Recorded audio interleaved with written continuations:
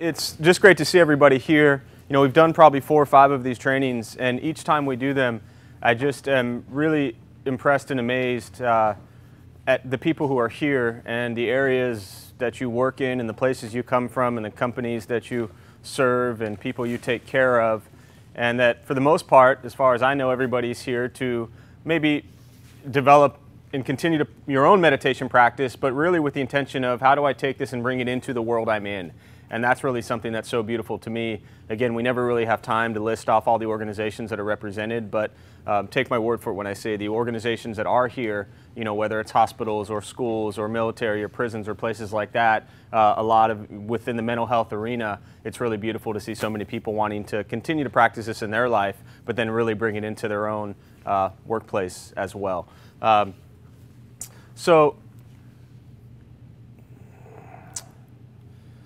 the kind of the layout today is we're going to go the first big chunk. There won't really be a break. I think 4 hours in, Xavier last year said, "Are we going to take a break?" So we're going to have about, you know, we're going to go to probably about 10:40 and have a break. If you need to get up at any point in time during this first hour and a half, hour and 45 minutes, please don't feel like you can't get up. So just get up on your own. My hope is that you can all sit tight and use the restroom already and stuff like that. But if you need to get up, please feel free to do so. We'll stop around 10:45 to take a break. And then around 11 o'clock, we'll have Dr. Paul Sargent. He'll come in. He'll do a talk on really the effects that meditation has on the brain. He's a genius. He can touch on things that I really just don't even understand and comprehend. So he'll be here. And then the afternoon, after lunch, we'll break for lunch. And you'll have about 45 minutes, whether you brought your own snacks or there's a few places close to here, Starbucks, Trader Joe's, whatnot, you can run out. And then in the afternoon, we'll break up into small groups, and you will actually practice leading the meditation using what we call the TMI methodology, the Meditation Initiative Methodology script, which we'll get into that a little bit later. And so you'll actually be able to practice leading groups.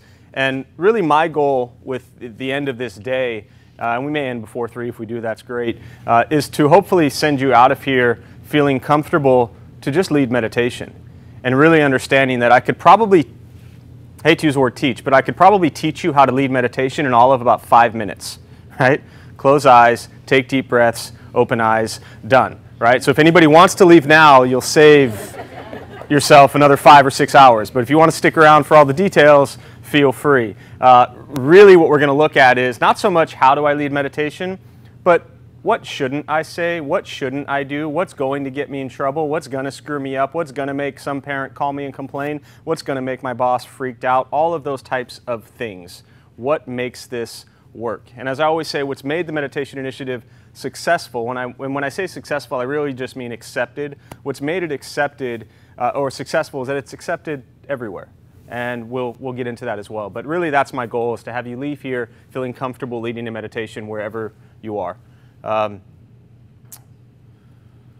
So I want to start with a kind of brief background of myself, a little bit about how Meditation Initiative got created. I'll run through this very quickly, and then I'm going to lead you through what I call a sample workshop, right? In essence, anytime we go to any facility anywhere, whether it's a school, hospital, prison, cancer clinic, whatever it is, I'll typically start with the 30 to 40 minute meditation workshop. So I'm going to lead you through that, and I'm going to approach it as if you are all brand new to meditation. Now I know many of you have a practice and whatnot, but I'm still going to approach it as if you are beginners and you have no meditation experience whatsoever, because if you are going to lead it in specific environments, very often that's what you're going to be leading, is to a group of people that don't have any experience whatsoever. Not always, but very often. So I grew up here in San Diego. I've been here most of my life. I grew up in Del Cerro, went to Patrick Henry. When I was in college at University of Arizona in Tucson, I was working in a group home and I was counseling adolescent females, all who'd been physically, sexually, emotionally abused. And growing up kind of an angry, depressed kid, at the age of 20, a psych professor said, "Jeff, you should try some meditation." This is 18 years ago. I didn't know what meditation was. I wasn't interested in it, but it was the only thing that was healthy and free that really actually seemed to help. So I started to use it a little bit in my life. I would show up to work with these kids, and I'm not a doctor, I'm not a scientist, I'm really not that smart. I don't study the brain waves or the heart rate or anything like that. But I would sit with these kids and we'd close our eyes for 5 minutes, take a few breaths, we'd open our eyes, and the whole world seemed different, right? And so that was something that really stuck out in my mind. Graduated college, went off in the business world, did consulting for software companies for about 7, 8 years. And in 2003, started taking meditation into the prison system here in San Diego, initially MCC, Metropolitan Correctional Center, and then Donovan, Bailey, Calipatria, Las Colinas, both mainline as well as the psychiatric units, from county jail to maximum level of security. 2007, I was asked to come into King Chavez, which is a local school here in San Diego, and they said, our kids are angry, they're stressed out, they're not doing so well, can you help them? So I show up there, and they also had a moms group. It was a parent group, but predominantly moms that were there on Friday morning, and they all spoke Spanish, and my Spanish is not so great. And so I would lead a Friday morning 10-minute meditation. It was translated from English to Spanish, and it was the same effect looking back on it that I see everywhere. And what it really stuck out in my mind at that time was really how simple this is to be able to lead people in meditation. Here's a group of women I don't know, and it's being translated into a different language, and they're having the same feeling, same effect after as most people do. Well, actually, nothing like what anybody else feels, but in their own little world, it was fine. So that was 2007. By 2009, I found myself running around to probably 25, 30 places a week, from prisons, schools, hospitals, cancer clinics, working with victims of abuse, domestic violence, Catholic charities, Christian youth groups, Jewish Family Services. At that time, I was asked to come into Navy Medical Center on Balboa, over by Balboa, and work with their clinical staff, Building 26 Health and Wellness, and they said, you know, we're caretakers, we're trying to help everybody else, can you come work with us? I was also working with Jewish Family Services clinical staff, trying to help the caretakers, as many of you are, take care of yourself so you can then take care of others. This then rolled into the PTSD outpatient groups, traumatic brain injury groups. About roughly 2.5, 3 years ago, OASIS, which is the Navy's first residential treatment program for active combat military, started out at Point Loma Naval Base, and so I've been out there every week ever since. But in 2009, a good friend of mine, Joanne Jaffe, who was one of our founding board members and was development director for Second Chance, a beautiful nonprofit here in San Diego, she said, Jeff, you're onto something. You should do an organization. You should get a nonprofit. You should build all that stuff. I had no interest in any of that. I left that world because my head was a mess and I just wanted to sit down and breathe. And 5 years later, here we are. So I'm glad you're all here. It's nice to be here. We're just going to get started with the workshop. So I'm going to grab a chair so I can sit. Sorry, Xavier.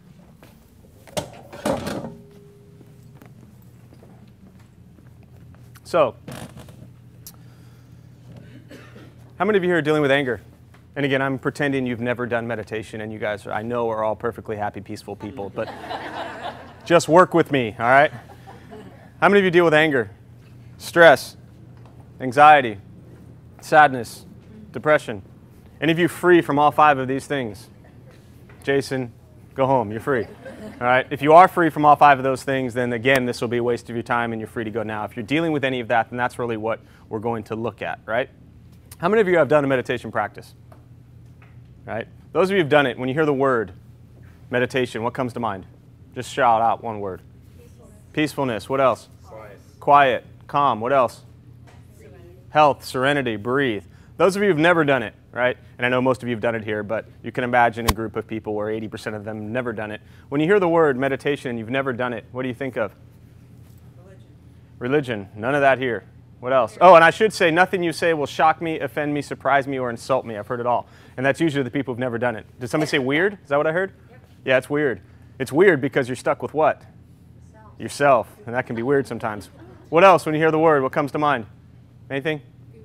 Guru. I'm definitely no guru. Just spend a day in my head and you will know. You wouldn't want me as a guru. All right, so we're going to practice. Posture. Well, before I get to posture, a couple things I'll tell you before we start with meditation. Nothing's going to happen to you, all right? You're not going to float away. Sorry. You're not going to have any mystical, magical experiences. You won't figure anything out whatsoever. Your mind will not shut off. It will not stop. Anyone's mind race all day long, just thinking and thinking and thinking? This is not going to stop your racing mind, unfortunately. You will not think nothing. So if anyone said to you meditation is about thinking nothing, that's nonsense. You would end up sitting there telling yourself, think nothing, think nothing, think nothing. That's a waste of time also. You might as well get up and go do something, right? Don't judge your practice. This is important because often we go through our days judging everything, everywhere, every place, every piece of clothing. We judge everything. And with the meditation practice, you don't want to judge it. You want to learn to just sit and breathe, all right? Don't expect anything. This is very important, right? Don't sit there waiting for some grand aha moments or any deep realizations, right? If you're waiting for some deep realizations, you're going to be sitting here a long time. And we only have the place until 3 o'clock, all right? So don't expect anything. Noises. The world is filled with noise and chaos, in case you haven't figured that out by now, right? Now, we're in a quiet place today. There is an SAT group going on next door, so I know they're going to be really loud, screaming and yelling. But you will often hear noises during your meditation practice.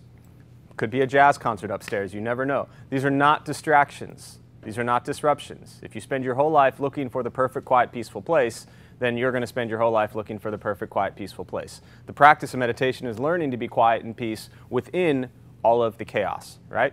So posture. Posture is important because you want to be comfortable. I'm not into the crossing the legs and holding the fingers certain ways. That's got nothing to do with our mind. If you want to stand in the corner on your head, that's fine. We're here to deal with our mind that drives us crazy half the day, right? Eyes. If you're comfortable closing the eyes, you can close the eyes. A lot of populations I work with are not comfortable with the eyes closed, so you can keep them slightly open, whatever's comfortable. One thing happens, though, when we tend to close our eyes. What is that? We fall asleep. It's Saturday morning, 9 o'clock. You've all had 3 cups of coffee and you're still tired. So we want to try to stay awake. I'm not going to lead that long of a practice, so hopefully you will stay awake, right? I will say things during the meditation. What I say is done for 2 reasons and 2 reasons only. 1, to wake you up because you have fallen asleep, or 2, to remind you that you're lost in thought and to bring you back to the present moment, okay? So these chairs, if you're sitting back is okay. You can sit forward.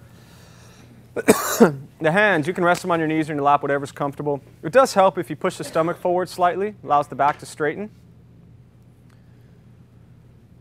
Again, eyes closed if comfortable. Mouth is open or closed, whatever's comfortable. Please just make sure you breathe. I'll guide us as we begin. We'll settle into a little bit of silence. And in about 2 hours, we'll be done. So starting with the eyes closed if comfortable. Mouth open or closed. Start with taking 3 deep breaths slowly.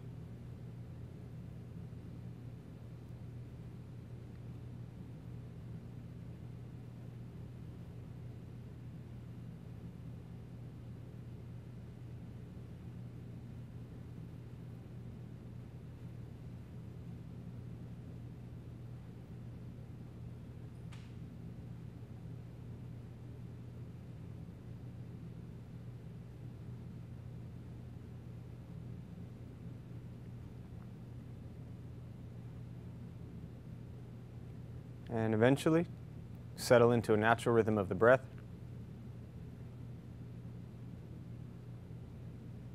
Knowing throughout the practice, you'll hear sounds from inside the room, sounds outside.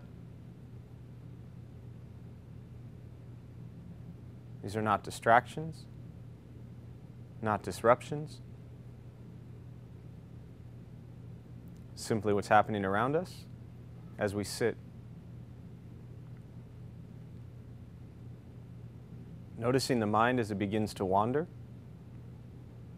jumping from thought to thought.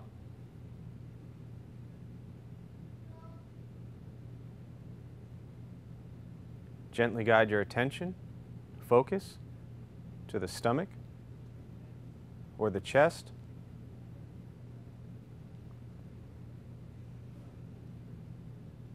Breathing in, feel the stomach and chest rise.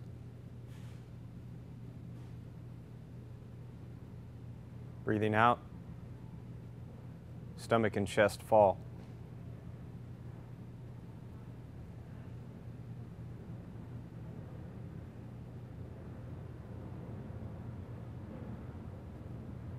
Simply continue this practice.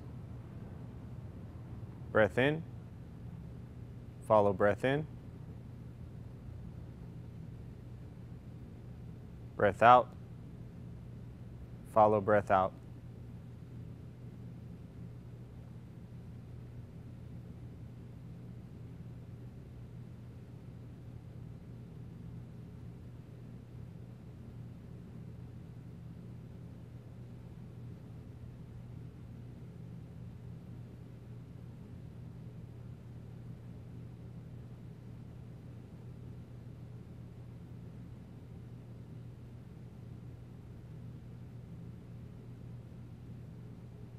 Noticing the mind as it wanders,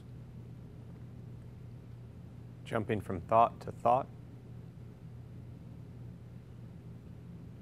Release that thought.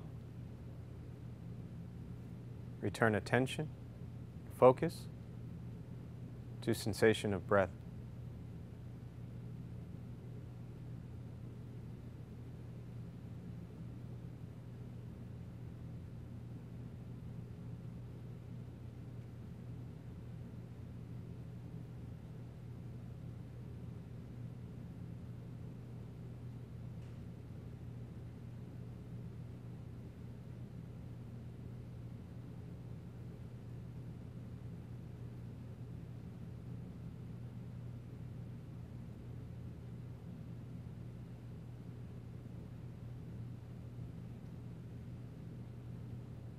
Expecting nothing from the practice, but to sit and breathe.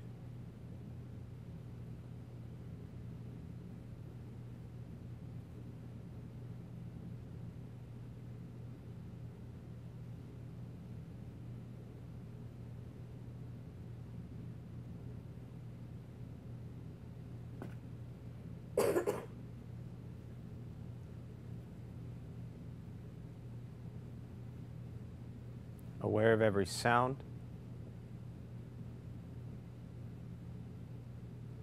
every thought,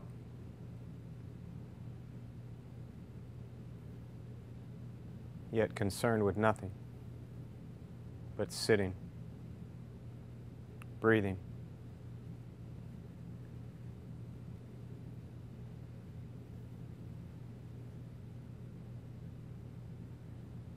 Once again, taking 3 deep breaths slowly.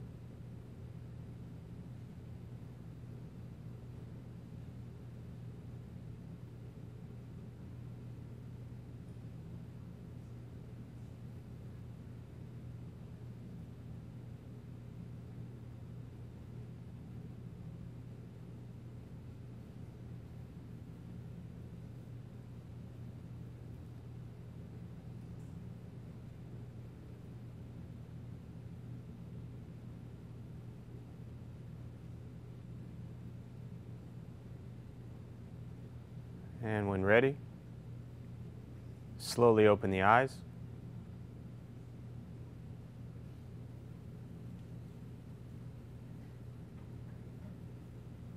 Slowly begin to move.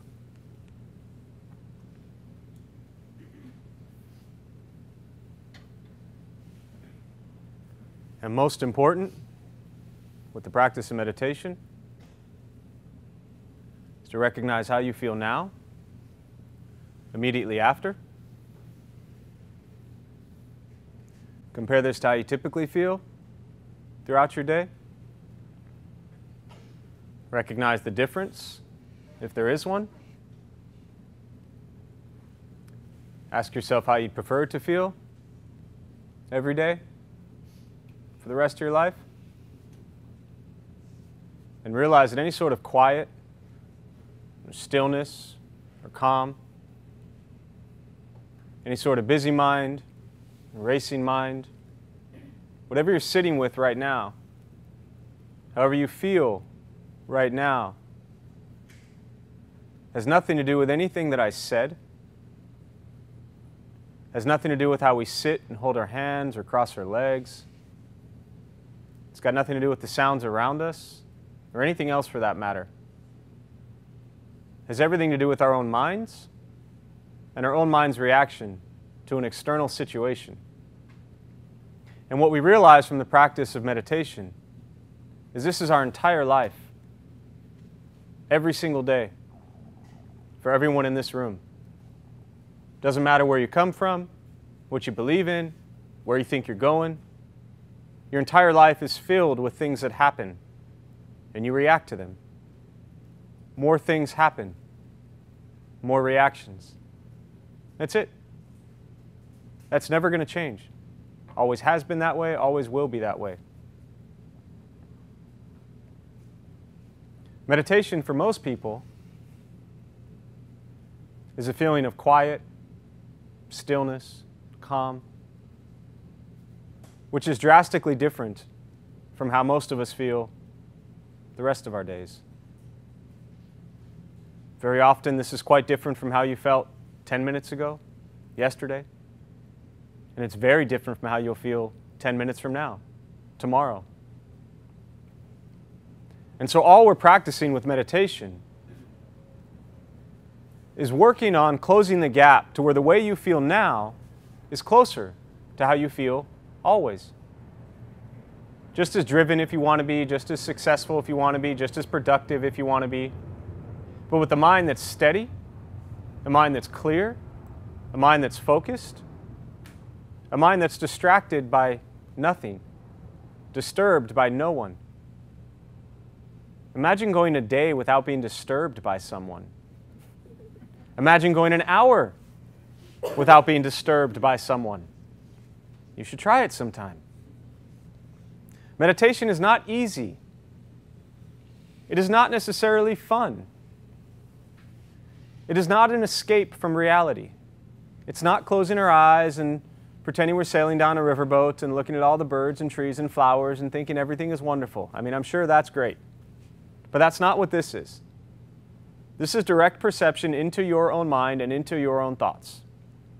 Very simply, when you're in a good mood, happy, and things seem okay, where does that come from? Inside, your thoughts. And when you're angry, sad, depressed, stressed, anxious, where does that come from? No, not somebody else.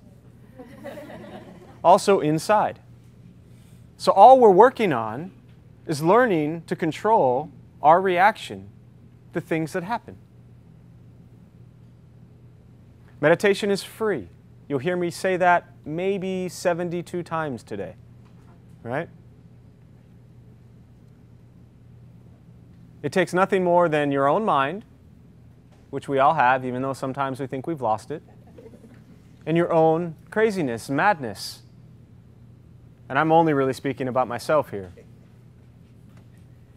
But as long as you have a busy, racing mind and your breath, you have every single thing you need to practice meditation.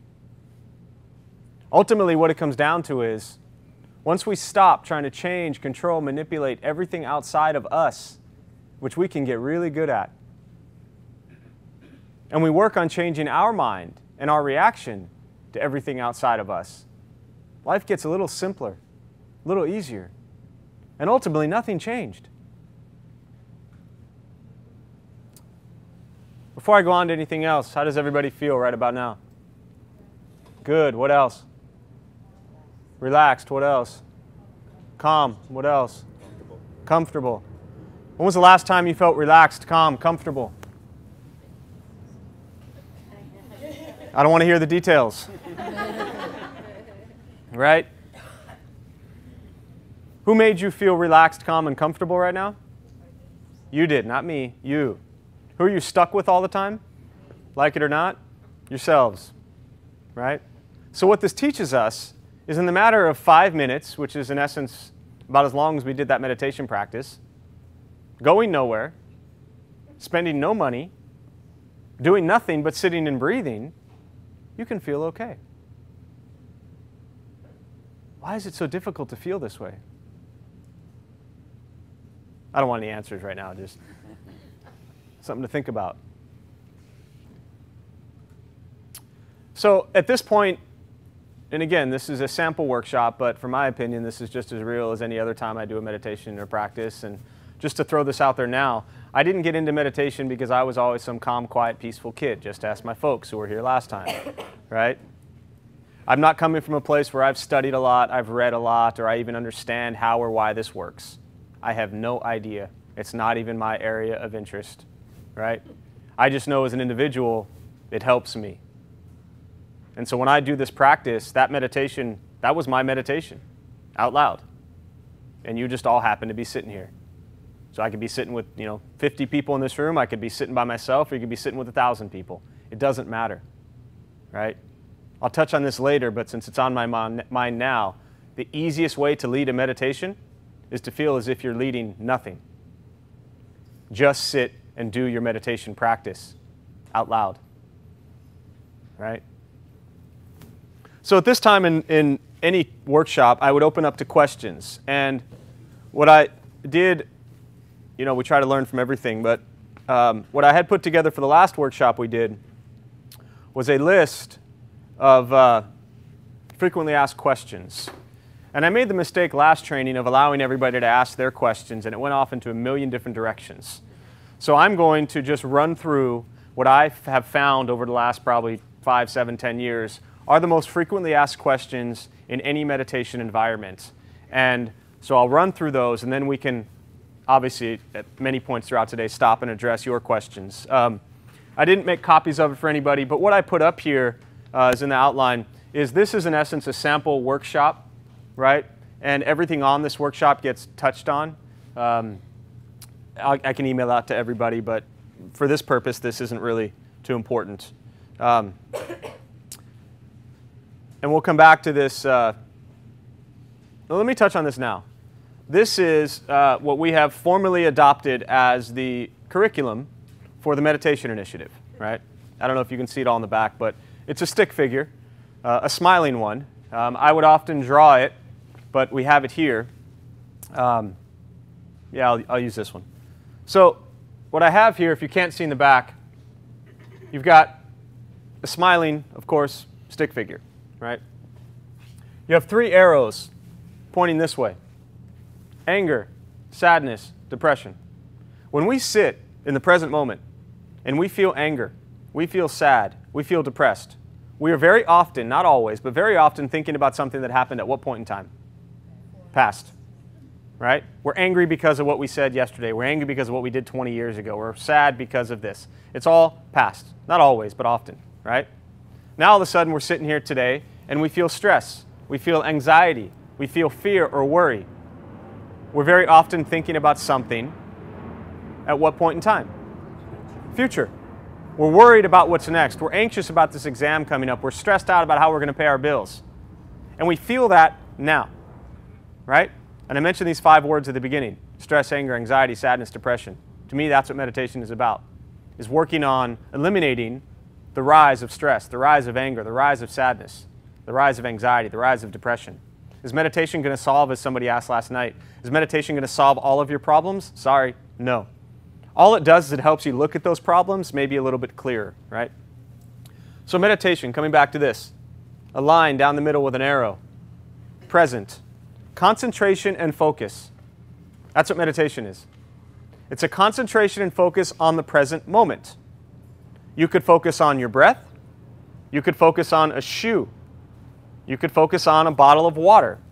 What you focus on is not important. The reality is, if you focus on one thing at one point in time, what are you not focused on? Everything else. And when you focus on everything else, how does that tend to make you feel? Overwhelmed. Not so good. All of that stuff. So if we could add 3 to 5 minutes of our life every single day of just staying present, those 3 to 5 minutes for maybe many of you in this room and many of the people in this room that you serve, those 3 to 5 minutes a day are more peace and quiet than many of us ever get in our lives, right? You deal with people who have mental illnesses. You deal with people in prison. You deal with people who have been abused. You deal with people coming back from combat. You deal with people who are just human. We go through so much of our day wrapped up in the past and in the future. Give yourself 3 minutes. You need 2 things: the breath and a busy mind, as I said earlier. The reason we suggest using the breath, why do you think it is? We always have it, and it's free, right? You don't have to go looking for it. And the reality is, when you don't have your breath anymore, you don't need to worry about meditation. All right? So that's why we use the breath. It's there, it's free. I know often many of you have your own meditation practice. And often, whether it's you or anybody, the whole idea behind meditation and what stops so many people from meditating is thinking it has to be some big grand event. Thinking there has to be, pieces involved. Thinking you have to go to the mountaintop or sit by the ocean. Thinking you have to drive very far away from all your madness. Well, where does your madness live? Here.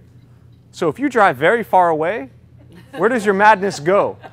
It goes with you, and you just wasted a lot of money on gas. All right? So you learn in all of your environments, at desks, in chairs, to sit and breathe, concentrate and focus on the present moment for 3 to 5 minutes a day, and do that every day. And see what happens, right? The hardest part, very often, is motivation. This is at the bottom here. Motivation and discipline, right? All we're working on is concentration and focus. And again, for the average person who's never done meditation, and you walk in and you're sitting there with 50 people who've never done meditation, and you lead what I just did, what are the odds of them actually continuing on their own? Not so great. I'm aware of that, right? And the reason is because we lack the motivation and discipline to add one more thing to our lives. And for some reason, taking care of mental, emotional health and well-being for many people is the last thing we take care of. We're so focused on taking care of everyone else and everything else, even many of you who are caretakers, right? It's the oxygen mask example. Put it on yourself first, and then help others. The best thing, and I'm going to do this throughout the day, is just kind of interject, kind of jumping from workshop to hopefully things that help you lead, right? The best way to lead meditation and to effectively sit with others is to be very serious and dedicated to your own meditation practice. It will make everything you're doing with others a lot easier, right? But coming back to motivation and discipline, I know we started early, but how many of you brush your teeth today? How many of you brushed your teeth yesterday? And tomorrow? Why? It's a habit. What happens if you stop brushing your teeth for 3 weeks? Everybody always licks their teeth right then. It's really funny. It's pretty gross, right? Why do we brush our teeth every day? Besides because it's habit. And did someone say it's free? Or did I just hear that? What? It's good for you, right? We want to take care of these things that most people don't even see half the day. And then I show up and I say, take 5 minutes every day, 3 minutes every day, and take care of your mind. What do you think most people say? I don't have time. I am too busy. But we wake up in the morning, early, alarm goes off, or late, whatever, you know. Alarm goes off, we get up, splash water on our face, right? We get our coffee, we're not even awake yet, we're brushing our teeth, right? We're doing all our things to get ready. Spending so much time and energy taking care of the physical nature of us. We don't have 3 minutes to take care of our mind. But we got 3 minutes every day to stare at this, right? In case any of you have one of these, right? We have 5 minutes every day to stare at this, and probably more than that. But do you, as individuals, discipline yourself 3 to 5 minutes a day to take care of your mind, just like you do to take care of the physical nature of yourself, right? So what I suggest always to every group, Stephen Covey said it takes 3 weeks to create a habit, right? Try this every day for 3 weeks, 5 minutes. That's it, right? And then take a week off. And I know I've just shattered the whole habit forming idea, but why do you think I suggest taking a week off? See the difference. And equally, if not more important, who else sees the difference? Everybody around you. So yes, we get into meditation initially because it helps us. We're angry, stressed out, anxious, whatever it is. And so we want to feel better. But ultimately, that has an impact on everybody, family, friends, loved ones, strangers, everyone we interact with, right? Do you like dealing with people who are angry and stressed out, anxious? So why do we think they like dealing with us when we're angry and stressed out and anxious? Hate to break it to you, but they don't, right? During those 3 weeks, and you take a week off, right, you'll probably see the difference. And don't do this because I'm saying it. Try it, right? It's just 3 weeks. Set a time every day, whether it's first thing in the morning or last thing at night, and do this for 5 minutes, right? I always suggest doing it at the same time during those 3 weeks. It makes it easier. And I typically suggest doing it at the same time because many of us, if you're busy, and I know many of you are, your day gets started and you're just going, right? And then nighttime rolls around and we want to do our meditation practice, but if we do our meditation practice at night when we're exhausted, what does that usually turn into? Sleep. And sleep is great, right? Sleep is helpful. But morning or night, start your practice, okay? So I wanted to touch on that. And last thing on the motivation and discipline, for you all here in this room, if you don't have a daily practice, right? And for those you might lead this with, discipline is going to be different and motivation is going to be different for everyone. But I suggest if you're motivated, if you're inspired now, think about where can I meditate every day at home, if home is where you're often at, or work, which people always say. They say I'm at work more than I'm at home. Then fine, find a place at work. But wherever you spend a majority of your day, find a time there, or think of a place there that right now that you can do your meditation practice and have that in your mind. And then start, right? Today. So tonight or tomorrow. Don't wait. Because often I'll go to places once a week or even maybe once every 6 months or once a year. And we'll finish meditation and I say, how do you feel? And everyone says, oh, great, relaxed, calm. And I'll say, when was the last time you felt that way? And what do you think they say? Last time I was here, right? Don't wait. Don't wait to practice your meditation, right? Find the discipline, find the motivation somewhere. And I know all of you can. Because probably 20%, and I share this just in general for someone who leads meditation anywhere, I feel 20% of what you do is create the space for people to sit and breathe and do nothing.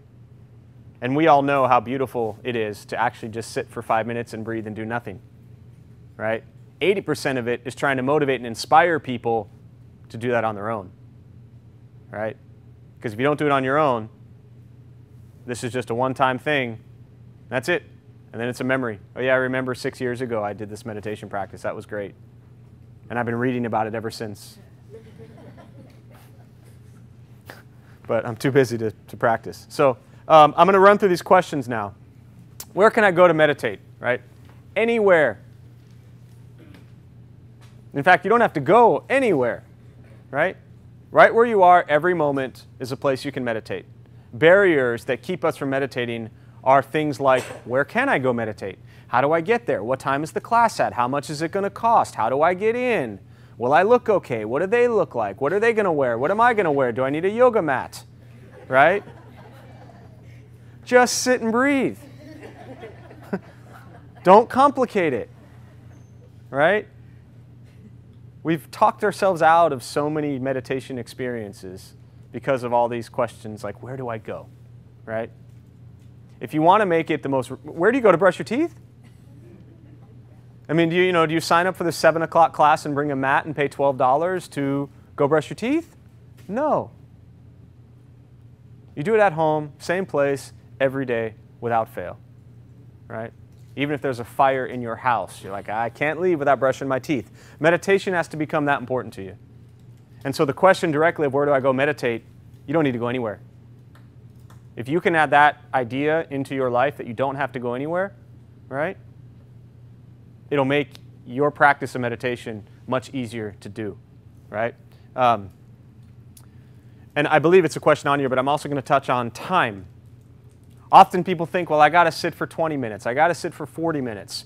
You have no idea, and I don't mean to offend anyone in here who's maybe said this to me, but you have no idea how many times people say to me, I'm sitting for 15 minutes, and I just upped it to 18 minutes, right? So what? If you can sit in meditation for 3 hours, but the moment you get up and walk outside, you're angry and frustrated and yelling at the person who cut you off because now you're late because you did an extended meditation practice, big deal. We don't meditate to be good at meditation. This is very important. Very often our ego gets wrapped up in our meditation practice. I've practiced here, I've practiced there, I do this, I do that, I sit for this long, I went on that retreat. So what? Right? What is your life like when you're not in your meditation world? When you don't have your happy, peaceful meditation face on? What is it like when you're in line at the grocery store, when somebody cuts you off, when you're late for work, when you're in an argument with a friend or partner, relationship, whatever? What is your mind like then? That's why we meditate, to bring our meditation practice into our life, not to be good at meditation. And I feel, just from my experience and observation, that the best way to bring meditation and have it impact and affect your life is not how long you sit in meditation, but how frequent you sit in meditation. So if I show up everywhere and I say, all right, all I want you to do is meditate every day for 40 minutes. What are the odds of most people sitting every day for 40 minutes? most of you here have a meditation practice. What are the odds of most of you, and I don't need to, just think about this, really sitting every day with a solid, focused, disciplined, concentrated meditation practice for 40 minutes? Or is it, all right, I've done my 15, now I'm on to my list, now I'm on to my grocery shopping, now I'm on to yesterday, now I'm on to tomorrow. Is the time up yet? When can I stop? Right? Or I'm just sitting there trying to stay awake. And again, some of you I know, I'm sure, have a very disciplined, focused meditation practice and can sit for 40 minutes and focus on your breath. Right? I know some of you can, and that's beautiful. But my approach, and really the approach that as founder of the Meditation Initiative that has rolled into the Meditation Initiative, is not about how long we can sit. It's about, can we sit for 5 minutes every single day? If you on your own, once you've developed that habit, or anyone else for that matter, because someone who's never done this before, the odds of them sitting for 40 minutes every day, it's not going to happen. I shouldn't say it's not going to happen. I don't know what anyone will do, but my experience is it's very rare, right? Unless they've paid an awful lot of money for it and then they feel they must sit, right? But then there's so much pressure on it that it's not even relaxing anymore. It's more goal-oriented. Have I accomplished my task of sitting today? This isn't a goal. This isn't an accomplishment. This isn't a task. It's a gift you give yourself for 3 to 5 minutes a day, right? So focus on the frequency and the short practices. It's my just suggestions. And that's really, I'll say this now as well. If 100 people lead you in meditation, they'll lead you 100 different ways. I don't think any of them are necessarily right or wrong. I definitely don't think I'm right or wrong, right? We all like different food. We all go into Starbucks, we order a different coffee. Thank God there's a million different kinds we can order, right? We all like different things. And that means we're going to like different meditation practices. We tend to lead silence. Guide a little bit, say a few things in between, but basically silent. Some people, silence is torture, right? I work with a lot of environments, again, the wounded warrior population, PTSD, traumatic brain injuries, things like that. Silence is torture. So maybe you have to talk a little more, right? Some people want more guided meditations. You can go on YouTube and find thousands of them. None of them are good, none of them are bad, none of them are right, none of them are wrong. In fact, a lot of them are great. But what I suggest is find the practice that is right for you. Find the practice that is most practical, most realistic, that you will do. And then if you want to share it with others, you have to realize, I'm going to do this now. I'm moving. I'm really trying to not walk because I walk a lot and that makes it tough for Xavier. Thank you for filming, by the way. So I want you guys to just shout out, and gals, where did you learn meditation? Go ahead. Where did you learn meditation? Yoga. Counseling. What else? Meditation centers. What else? Spiritual centers. Someone said, I think, retreats. Retreats. Internet. What types of meditation? Guided. Silent. Chakra aligning. Now you're working with me. You guys are making it tough on me. Someone say walking? Okay, what else? What else? Insight. Come on, somebody play along. Vipassana. Thank you. Shamatha. And Zen. Okay. We'll stop there. As is everything, I am here to introduce the methodology we have used that is accepted and works in a public sector, which a lot of you are in, right? For the most part, forget, and within reason, forget all of that. I'm not saying that you need to forget it in your path and in your practice. That is not my suggestion at all. I think everybody has their own path, their own practice, and I think it's beautiful. I suggest if you want to go into public schools, universities, hospitals, prisons, corporate offices, mental health facilities, Catholic charities, Jewish family services, Christian youth groups, homeless teens. Forget that. Because what I have found the most important, yet also most challenging part of leading meditation is to not view yourself as a teacher. I'll say that again. Do not view yourself, this is my suggestion, as a teacher. Because as soon as you begin to view yourself as a teacher, what does that create on the other side? Students. And the students are waiting for you to teach them something. And what are you going to pull from? Now, obviously, I mean, nothing's wrong with walking, nothing's wrong with counseling, nothing's wrong per se with anything that's on this board. But does much of what's on this board get you thrown out in the public sector? Absolutely. So what you have to ask yourself as someone who's going to lead and facilitate meditation is, what's more important? Is it that I share about all of my retreat experience and all of my background and all of the places I've been and all of the different languages and cultures and forms of practice so I can show off what I've done? Or is it about creating a space where others can sit for 5 minutes who very likely have no meditation practice and figure out their own mess in their own way, right? So this is always a questionable subject because there are so many beautiful meditation practices out there, and so many, we're so lucky today to have so many things here in this country bringing meditation into the mainstream, right? We're lucky. We're very fortunate. All I'm asking you and all I'm pointing out to you is be careful, because not everybody you sit with is going to have that view. And if you find yourself having to convince someone, well, I'll put it to you this way. So the whole list, it's on the mission page. We always rattle off about, yay, look at us, look what meditation has been to, look at all these places we've gone to. We've never asked anyone to go lead meditation anywhere. We don't have a development team, right? We don't sit around with a program coordinator and think, who are we going to tackle next, right? Who are we going to take over next with this meditation stuff? We've never asked anyone to go into any environment. We just sit. We wait. They call. They show up constantly. I mean, it's the point where we can't even really serve the demand of all the people that want this.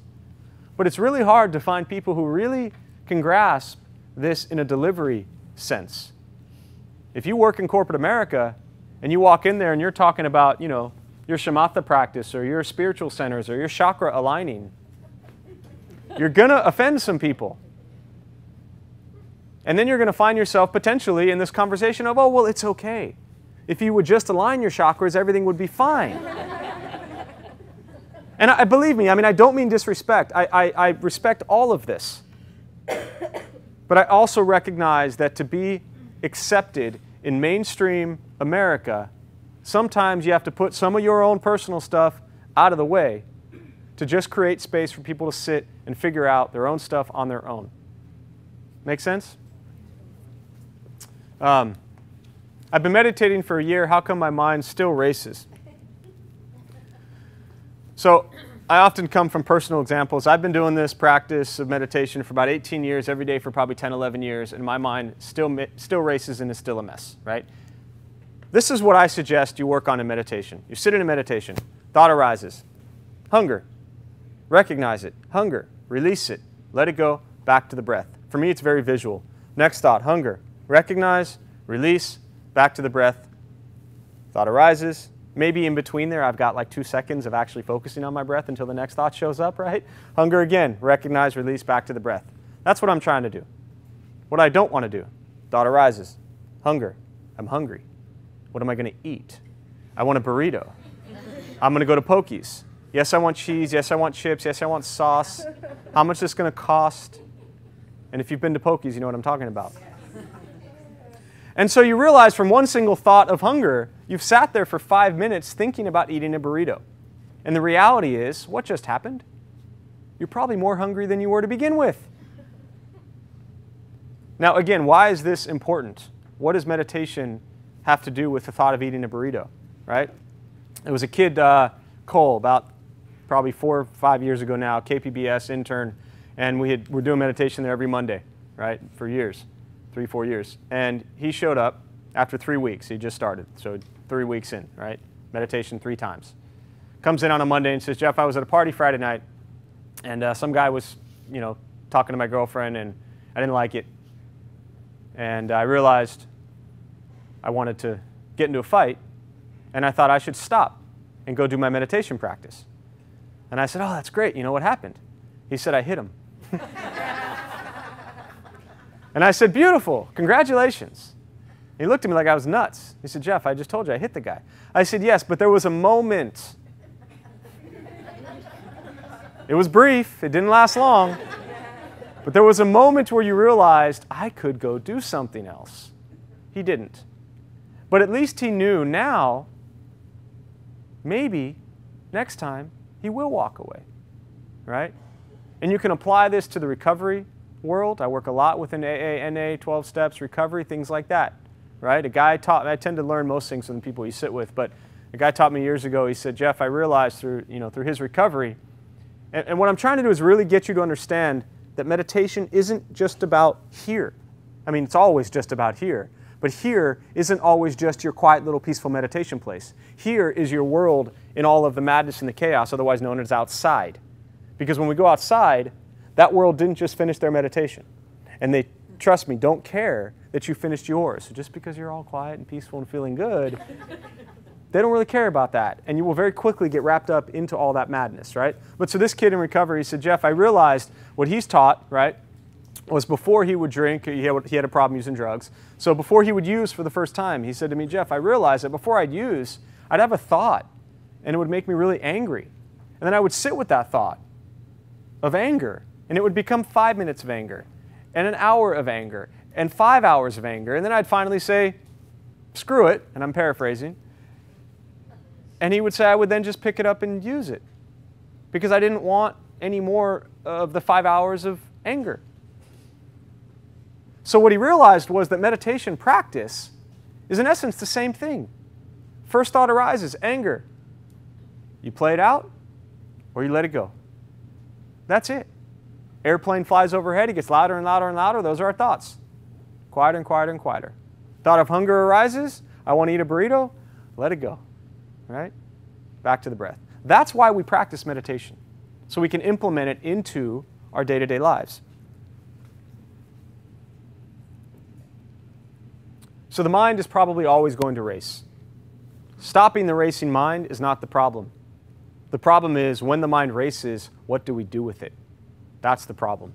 And so if we can work on slowing it down, next time we want to get up and yell and kick and punch and scream, the more we practice, and Dr. Sargent, he'll talk about that, about the effects that meditation has on the gray matter and kind of the science behind it, So you're not going on just the, trust me, this stuff works.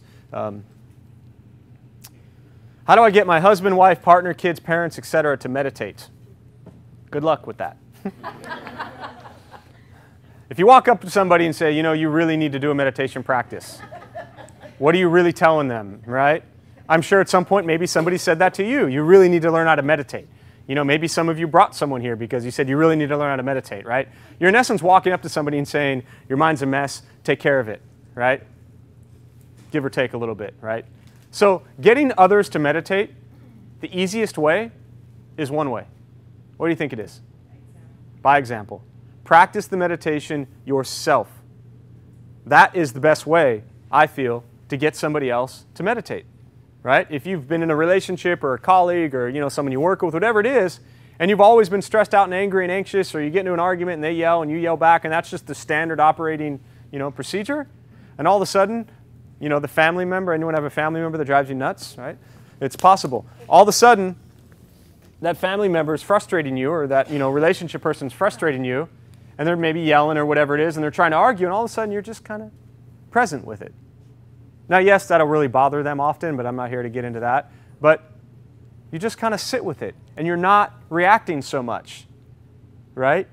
Eventually, they might realize, wow, you're a little calmer than you used to be. How is that? Oh, well, I've been doing this meditation thing. That approach, by the example, is usually more effective than turning to somebody and saying, hey, I'm going to drag you to this meditation class.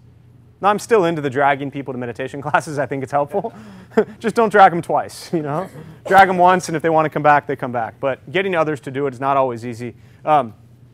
Is meditation the same as religion, right?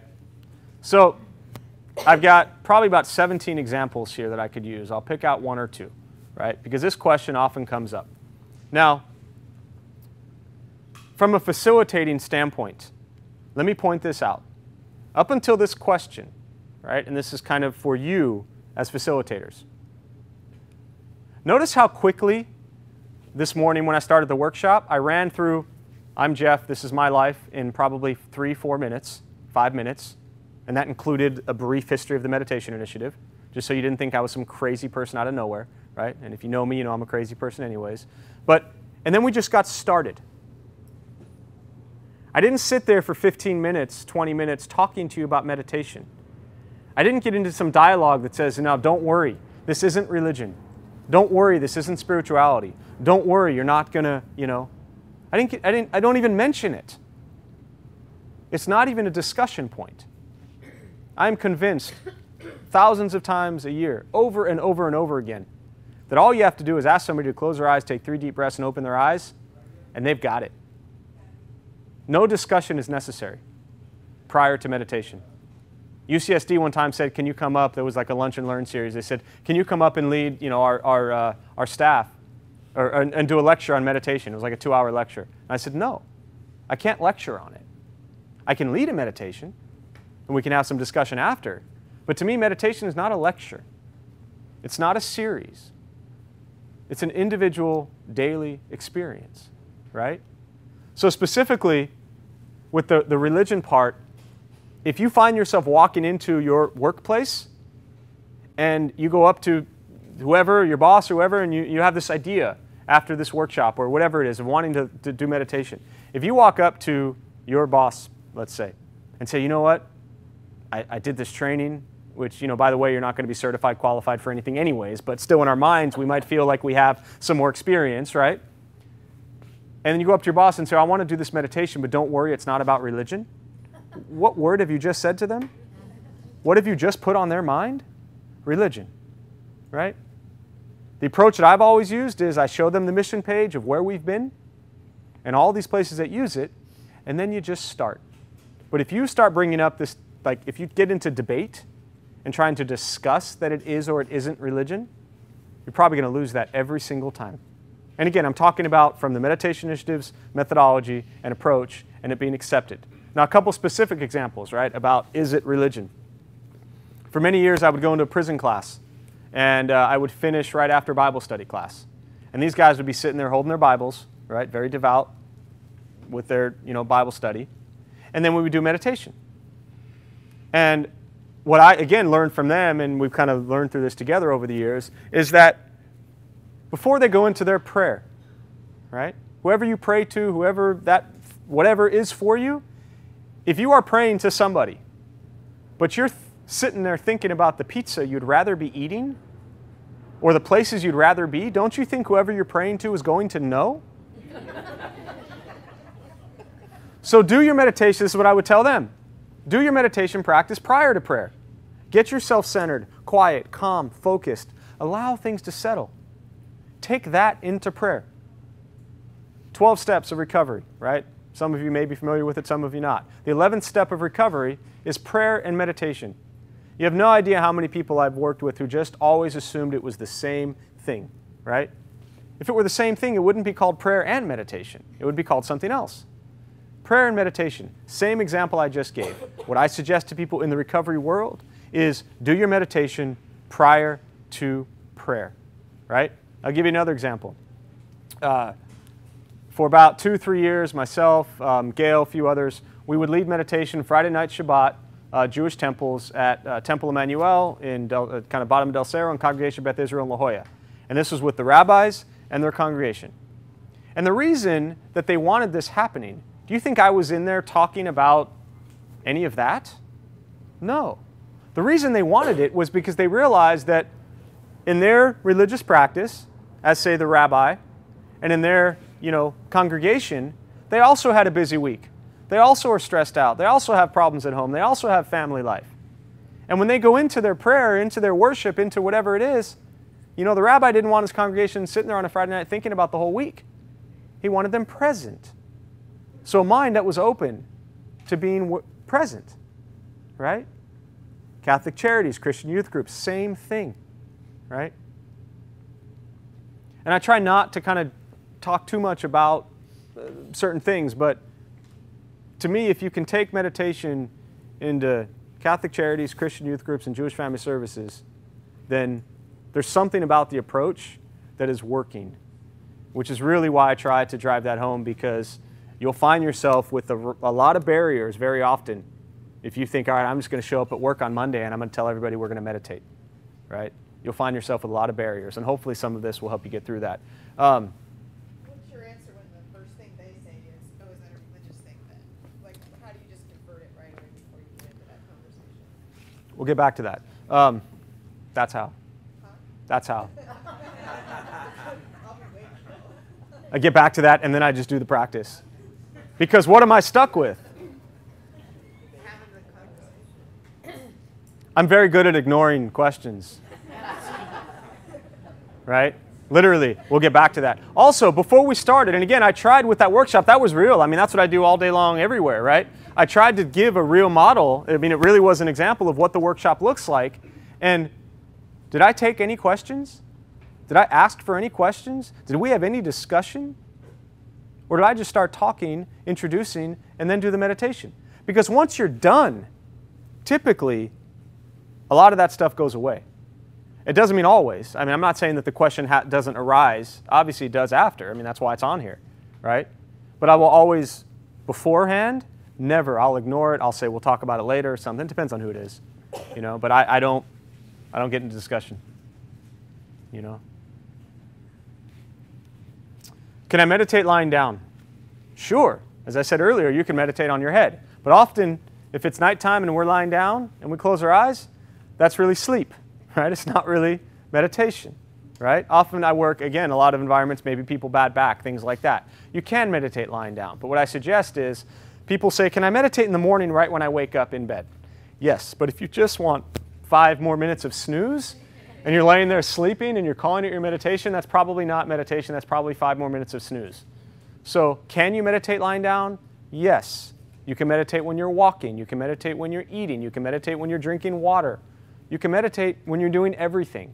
If you go back to the curriculum, kind of a little, you know, stick figure, meditation is what? A concentration and focus on the present moment. So your meditation is not separate from your life. Every conversation you have with anyone is a meditation. Everything you do is a meditation, or can be a meditation, I should say. Very often, we find that everything we're doing is not a meditation. What we're doing is not a concentration. What we're doing is not a focus, right?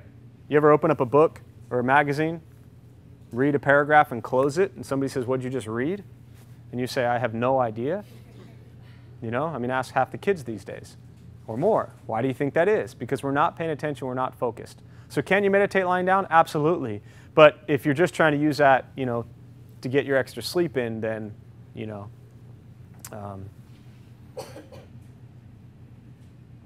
is there a CD I can get for meditation? I kind of touched on this a little bit. Sure. I mean, there's YouTube and there's tons of things out there for meditation, right?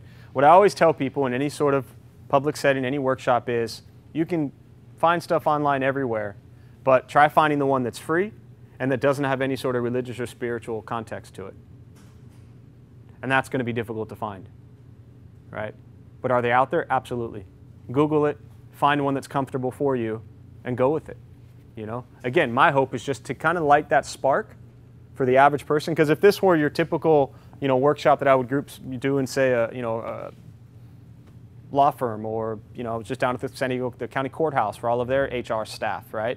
If this is the entire HR staff at the San Diego County Courthouse, probably 95% of them had never done a meditation practice ever, right? So you have to find a way that they're going to be that it's going to be okay and acceptable and practical for them. How do I keep from falling asleep, right? One way is you can keep your eyes open. But really, to keep from falling asleep during meditation, if you fall asleep during meditation, what does that mean? You're tired. You all said the same thing at once, but I don't know what it was. What did you say? You're sleeping, yeah. If we're not getting good sleep, if we're falling asleep during meditation, yes, it means you're sleeping. I finally got that. Thanks. Yes, if you fall asleep during meditation, it means you're sleeping. And it's usually a sign that you didn't maybe get enough sleep. Why don't we get enough sleep? The mind's racing. What helps slow the mind down? Meditation. Now, a large percentage of people I work with are also on meds, medication. An 11-year-old girl one time said to her mom, I should do meditation before medication. And I thought that was beautiful. I don't think her doctor appreciated it so much, but I thought it was beautiful, right? I work with a lot of people that are on meds, medication. What I tell them is, if you do take meds nighttime to fall asleep, the meditation isn't going to keep you up longer. So try it. Use it with the meds. I mean, let's be real here. I'm not a doctor. I'm not walking into environments and telling them, yeah, kick your meds and just start a meditation practice and everything will be fine. No. That's the quickest way to get yourself thrown out of anywhere, right?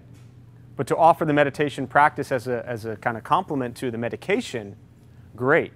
Now, meds aside for a minute, if you have trouble sleeping, right? Often we go through our day, right? Go through a whole busy day, we're exhausted, we're tired, you know, nighttime, we turn off all our machines, finally, we're away from our computer, but now we got our phone in bed, and we're done with all that stuff, and we're finally like, all right, now everything's off, I'm gonna go to sleep. And we lay there and we toss and turn for an hour, 2 hours, thinking about what did I do yesterday, what did I do 20 years ago, why did that happen to me, why did they say this? And after an hour or two of that, we then finally jump to the tomorrow. Oh, I gotta get up so early, I have so much to do tomorrow, I have to be here, I have to be there. So we spend 3 or 4 hours tossing and turning, thinking about all of this stuff. We don't sleep, we wake up, we're exhausted, and then what do we tell people all day long? I'm tired. And all day long we're telling people how tired we are, and we've just reinforced this idea of how tired we are all day long, and then we get to nighttime, and we do the same thing over again. Machines, tossing, turning, sleep, tired. Wake up, I'm tired, I'm tired, I'm tired. Machines, toss, turn, sleep. And it's this vicious cycle that we're stuck in for like 50 years, right?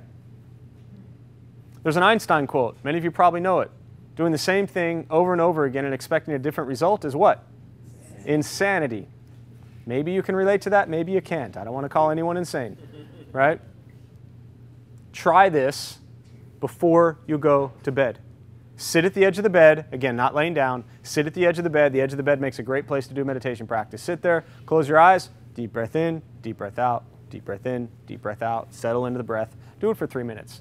It'll make you tired, right? What blows my mind really is working within the wounded warrior population and, again, the traumatic experiences. Many of us have gone through traumatic experiences, so I don't want to make any traumatic experience any, more or less than any other, right? But I know these men and women are not sleeping, nightmares, shakes, everything, right? And we'll sit there and we'll start a meditation practice, and 5 minutes in, I've got them all asleep, right? And I don't wake them up. I mean, I think it's great they're finally sleeping. But what that shows me is that their mind is finally letting go and relaxing. And it's not so tight. And so if you can do this before you go to sleep, it will help you fall asleep. Absolutely 100%.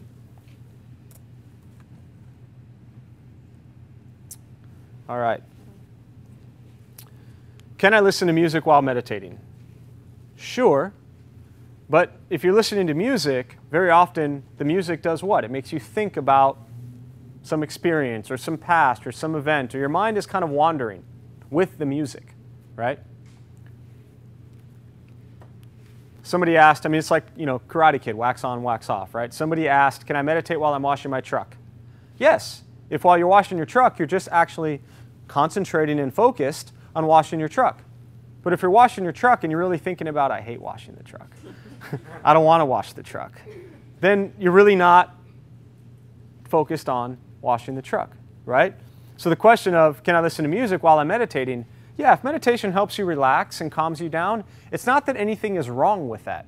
I'm all for relaxation. Relaxation is great. But why are we so stressed out to begin with? That we always have to turn to something? Because be careful, meditation, while it's probably a healthy alternative, right? Often with all groups, but especially college kids, I'll say, what do we turn to for stress reduction? Right? And you can imagine the answers, right? So all of these things we turn to, right? And I'm not here to talk about morals. Some are healthy, some are unhealthy. All of these things we turn to deal with stress and anxiety and anger, sadness, depression are temporary moments of escape, right? You've had a long day, pour yourself a glass of wine, everything feels good for an hour or two, 3, 4 glasses later, everything's wonderful, you go to sleep, go through the madness again, nighttime, you just got to get that wine again, or whatever it is, right? It could be exercising, it could be anything. Why do we always have to escape to something? That's something you really should think about. Because really what this meditation practice is about is beginning to recognize, why am I so stressed out and angry and sad and anxious and depressed to begin with? And if you start a daily practice, I often use the example of a pot of water boiling on a stove. You take the pot of water off for 3 seconds. Here's boiling pot of water. I take it off for 3 seconds. I put it right back on. What happens? Boils. How quickly? Immediately, right? Now you take it off for 5 minutes. Put it back on. What happens? How long does it take to boil? Longer. Takes a minute, 2, whatever. Often that's us with our emotions, stress, anxiety, anger, sadness, depression, is we're constantly ready to snap. Maybe not any of you, I'm sure, but often the people you work with are constantly ready to just snap. And so meditation throughout the day, right? I always suggest it and recommend it in small doses, almost like coffee, right? Clearly, there's a few coffee drinkers in this room. I'm one of them as well, right? You wake up in the morning, you have your coffee, wakes you up, noon, 2 o'clock, you start to hit the wall, you're exhausted, you're tired, got to get that extra cup of coffee in. Gets you through nighttime, you're so wired on coffee, you're sitting there still drinking coffee, it doesn't even do anything to you anymore, right? But you're still drinking your coffee. You've used it periodically throughout the day. Look at meditation the same way, right? I'll often challenge people to do it 3 times a day, morning, afternoon, and night. If you fail 2 of those times, you've still done it once a day, and that's beautiful. But if you can do it more often throughout your day, your levels of stress and anxiety maybe won't get so severe.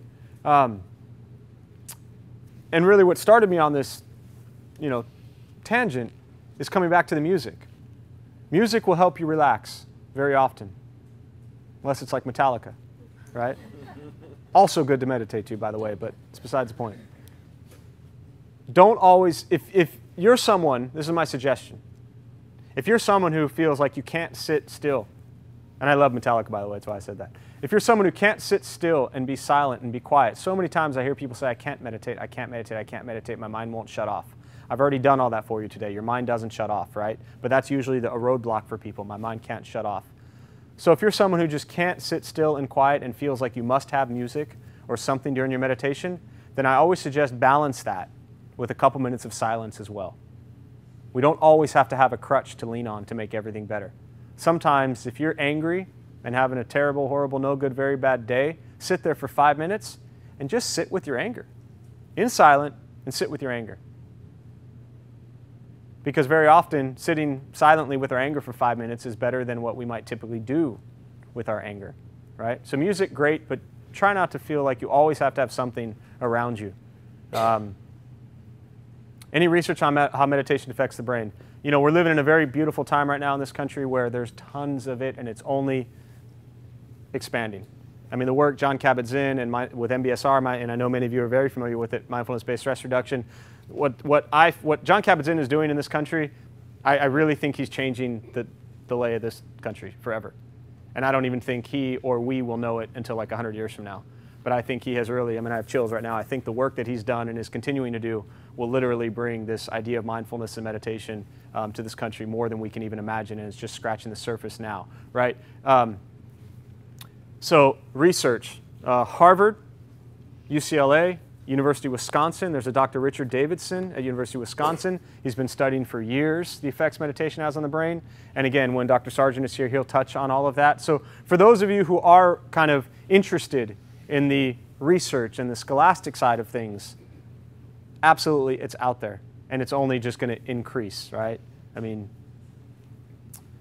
my approach with that, again, is if you find yourself at a workplace or an environment where you are prepared or you have a want to bring meditation in somewhere, if you feel that you have to write up a 5-page report on how it's not what you asked about and how it's documented and proven, then maybe that's a place that's really not ready to have meditation yet.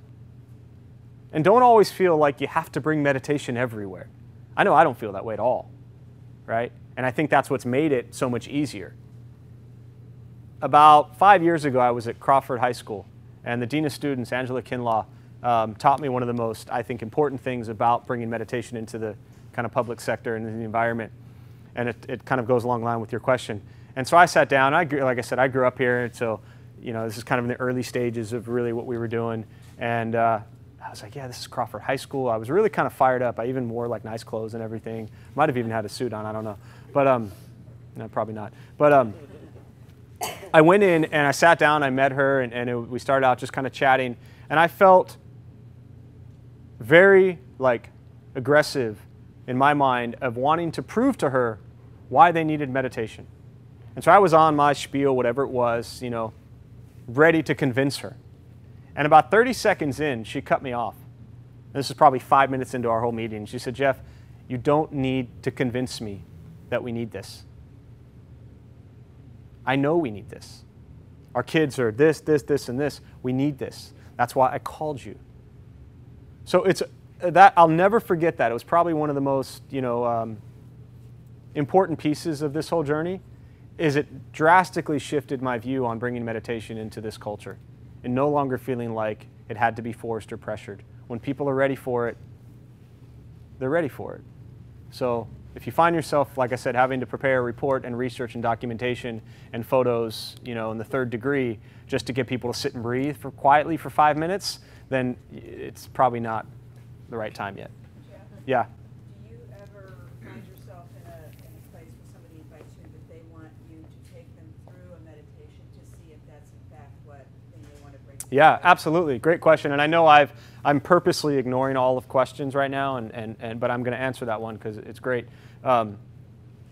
Is a school, for example, right? When you're dealing with kids. Oh, sorry. The question was, do I ever, you want to rephrase it? Do I ever find myself? Demonstrating to oh, that was, yeah. So that they know then what his... Yeah. Do I ever have to demonstrate it when you go into an environment? Do I ever have to demonstrate it, in essence, to get them on board that I'm not going to screw them up, right? Something like that, because that's how I translate it in my mind. And the answer to that is yes. I will often suggest it. So, for example, at a school, right? Anytime a school, and I was just at juvenile community court schools this last week at 2 different locations, and anytime I go into a new facility, and the school is a great example, and they say, I want to put this in my classroom, right? My suggestion is, it doesn't always happen because sometimes they say, no, we'll just start with the kids, and I don't force it. But my suggestion is, let's set it up for administration and staff. Because the word meditation means a lot of things to a lot of people. When you walk into a public school and you're bringing meditation in, I want to make sure that everybody on administration and staff understands what's going to happen. So I will do the workshop I did this morning in about 20 to 30 minutes. Very often it's at their staff meeting. I've gone into tons of weekly staff meetings and introduced it to the entire team. So then they know when it rolls out to their kids what we're doing. So absolutely, I think that's an important step to getting people comfortable. But even then, it's still coming from their request and then the suggestion.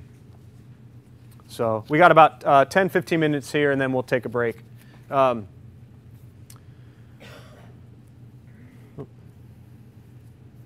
Where should I meditate? I think that's in there twice. Yeah, just in case you forgot, anywhere. Is meditation going to make me a big wuss, right? Again, I'm paraphrasing here, but this is a great example. I was at a 12-week PTSD, post-traumatic stress disorder, intensive outpatient group at Navy Medical Center. And they were stuck with me for 12 weeks, right? Where often it's maybe once a week or once a month or something. And one guy, I don't get into, again, as I mentioned earlier, I don't go in there with the mindset of I'm a teacher. I'm not your therapist. I'm not your counselor. I'm not your social worker. I'm not here to help you, heal you, fix you, train you, nothing. I am here to create a space for you to sit for 5 minutes and breathe, and that's it. Right? And I think because that's the approach and there's really nothing more to it than that, how do you charge any money for that? That's ridiculous. I'm going to charge you money to sit and breathe, right? And you saw our curriculum, and nothing against the creation behind it, but that took all of about 3 minutes to create, so I just don't feel comfortable charging for that. But so this guy came up to me, and again, I don't get into anyone's personal lives at meditation, especially in the military in that environment, but very respectful. He came in about 5, 6 weeks into this group. And he said to me, Jeff, I just can't do this. And I said, why not? And he said, well, I'm a sniper, and I don't want to turn into a big wuss, right? And I said to him, what happens if when you're doing your job as a sniper, which is the only time I ever addressed any of their personal roles, right? What happens if when you're doing your job as a sniper, you lose concentration and focus? And he said, well, I die and people around me die. And I said, well, then don't you think it's important to develop a level of concentration and focus in everything you do? And then he got it. Now, I'm not saying to this day that he's still doing a meditation practice. I don't know if he is, I don't know if he isn't. But his view of meditation in that moment shifted. And what he realized was that, and this is for all of us, this is very important here, to realize that meditation isn't always about making sure we run around and smile and hug people, right? We can use meditation in every area of our lives, and I don't feel that it's my place to tell anyone how to use it. So I walked out of there that day thinking to myself, I just gave him the tools to make him a better sniper. And during my walk back to the truck, I had to come to terms with that. And it took me about a 5-minute walk to realize I'm settled with that. It's not my place, right, to judge what he does or what anyone does. It's not my place to tell you how to use it, right? My personal political views, that's not why I'm there. I'm not there to tell everybody to hug each other. I'm there to introduce a tool that they can use in their lives. And oh, by the way, that person won't always be in that role. And that person probably has wife and kids at home, many of them that I work with do. And their ability to develop a level of concentration and focus will carry back with them when they come back. So, very important. Keep in mind, whatever your own personal views might be, I suggest not trying to change anyone or anything. Try to develop a meditation practice that works for you. And if you want to share that, share that. And let those people use it however they're going to use it. Because we can't control that anyways, right? So I hope I've made that point clear. But it taught me a long time ago that I don't know how people are going to use this. But I feel pretty safe and confident that if you develop a level of concentration and focus in whatever your task is, it will carry over into your personal life.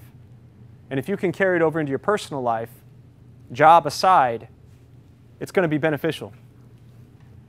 Can I use a mantra? You could recite Coca-Cola over and over and over again if you'd like, right? If you recite Coca-Cola over and over and over again, what are you not focused on?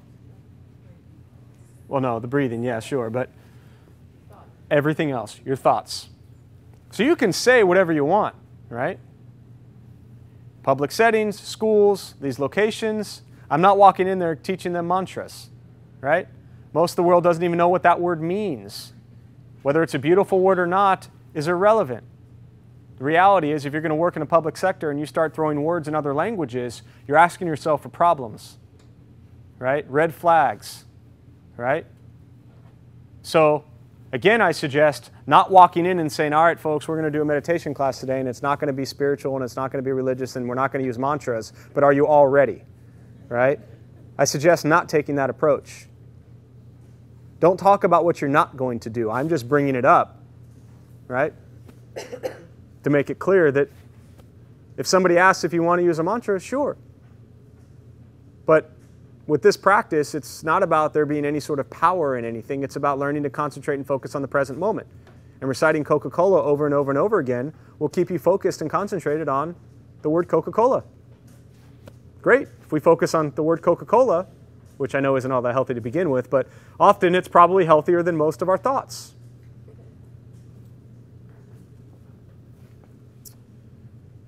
How do I know when to stop my meditation? A very practical question people ask, and I touched on a little bit earlier. Use a timer. Most phones now have some little, peaceful ring to it or something like that. Make it simple. It is hard for a lot of people to sit on their own. People often say, many of you might know, it's often easier when you're in a group because there's a control thing you've let go of and somebody else can tell you when to stop as opposed to you sitting there focused on it. So I really suggest using some sort of timing mechanism so you don't have to sit there looking at your watch or your phone every 30 seconds. Just set it for 5 minutes, whatever you want, right? If you want to sit longer, sit longer.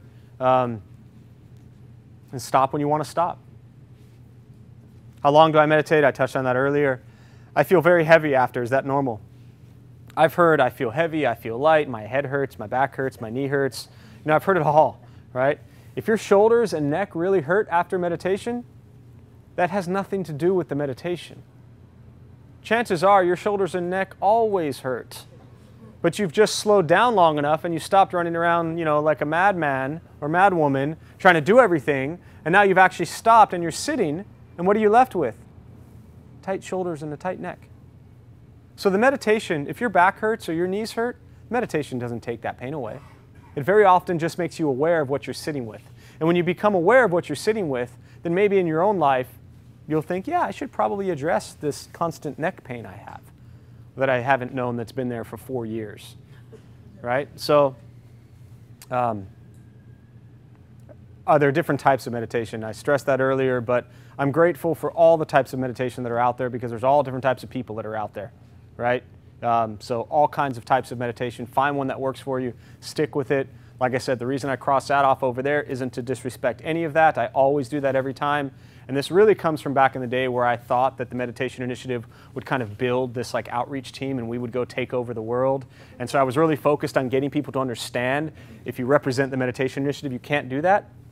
You're all on your own and you can do whatever you want. My suggestion is if you want to make it easy for you in most environments, you're going to have to stay away from a lot of that. A lot of environments already have that built in. It's not a problem, right? But if you want to take it into your typical corporate public setting, you're going to have to be very careful, right? If you're in a mental health hospital, things like that, you're going to have to be very careful. So 5 minutes till we take a break. So I've left you with 5 minutes of questions, and as much as I talk, that's probably time for one question, which is perfect. But we will go into more question time later. Yeah. How long does the effect of meditation last?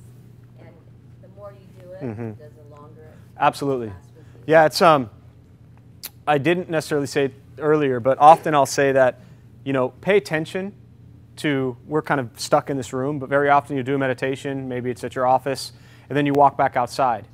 You will answer that question more than I will. It might last 3 seconds, it might last 3 minutes. It really is kind of contingent upon what's happening at that next moment and your reaction to it.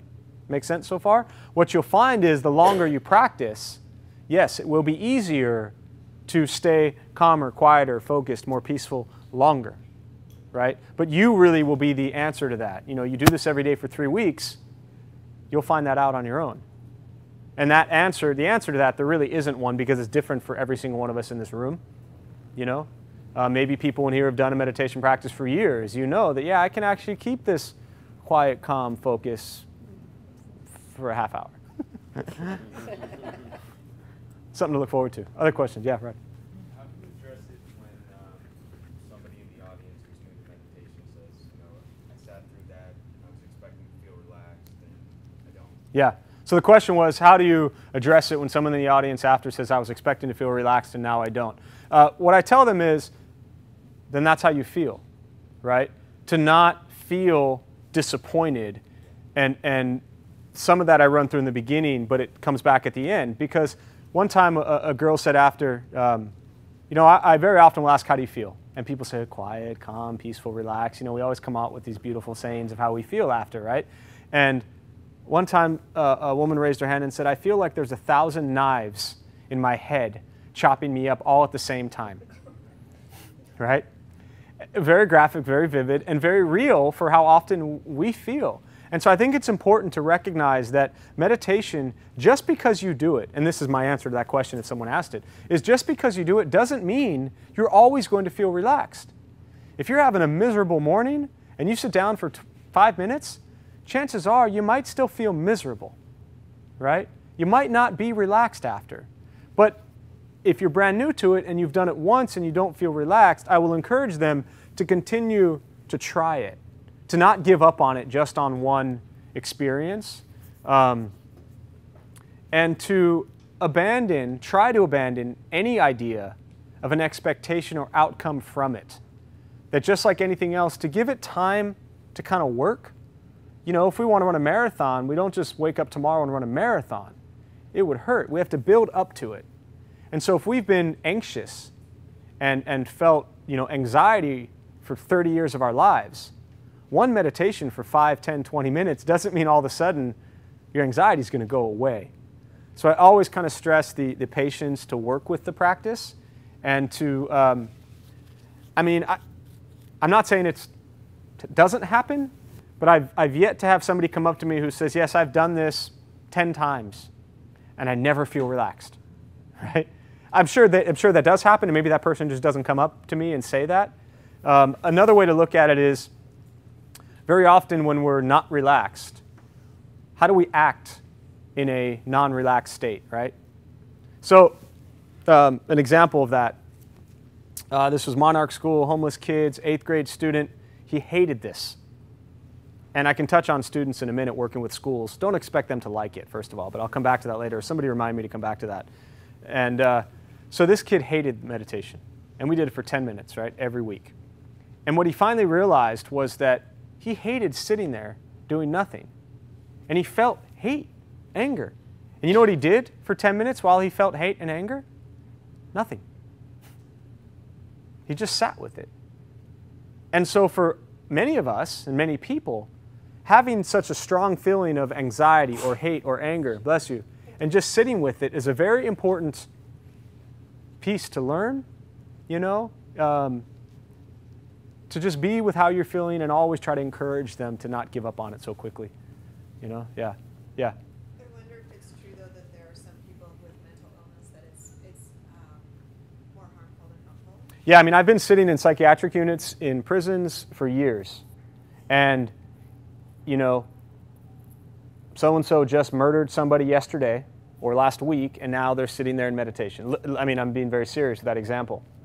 And sitting in silence is not always helpful. Sitting in silence for many who've had some very extreme traumatic experiences is not always helpful. It could be more painful, right? What I tell the doctors, psychiatrists I work with, my suggestion is to at least have them, if it's 30 seconds, if it's a minute, to sit with it. Because at some point in time, sitting with our minds, if we ever want to get healthy, is what we're going to have to learn to do. So does it always help? No. But there's a balance there. And that's where in a certain environment, maybe it's better to do a guided meditation or something like that. You know, kind of work with that. So last question, and then we're going to take a break, and then we'll get to the real good stuff. Yeah. My friend Jessica and I are interested in taking this into like the rehab center for Yes. eating disorders particularly. Yes. And we don't actually have licenses in like psychotherapy or anything about nature, so I got nothing. okay, great. So I've got no licenses, I've got no certifications, I have a bachelor's degree, an undergrad bachelor's degree in psychology. I've got nothing. You're not certified, authorized, licensed to do anything.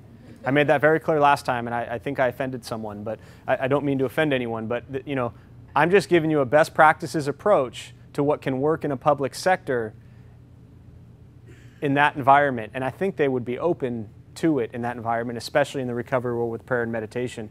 A barrier we feel being a facilitator often, I feel, is that we often don't feel that we're qualified, right? And I know from many of you here, sometimes people say to me, I want to do this because I want to feel qualified, right? Do you know how to breathe? We're going to do this in the afternoon. Do you know how to read? And even if you don't know how to read, that would be fine. But for this example, do you know how to read? Do you know how to speak? And do you know how to tell someone to close their eyes and take breaths? That's all the qualifications you need to lead somebody in meditation. If they want certifications from you, then there's other avenues you can go with that, but I just don't go there. That gets expensive. to build on that, Yeah. when you go in and offer and you're talking to, like, say, the head of the rehab center, Yeah. My approach is kind of as I mentioned earlier, they've already contacted me. I can talk to kind of one-on-one. We'll take a break here, and I can address this in the second portion.